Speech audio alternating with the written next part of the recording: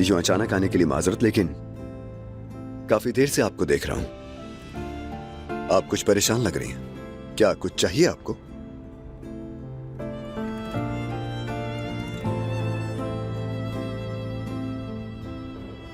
पानी देना प्लीज। ठीक है सर।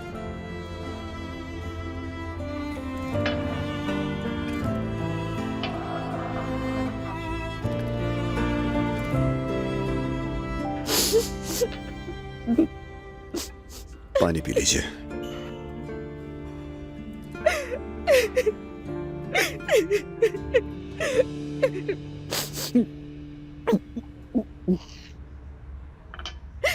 माफ कीजिएगा,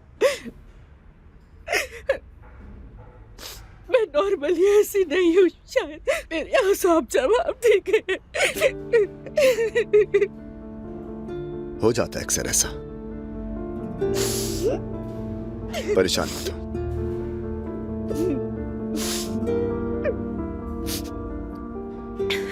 आज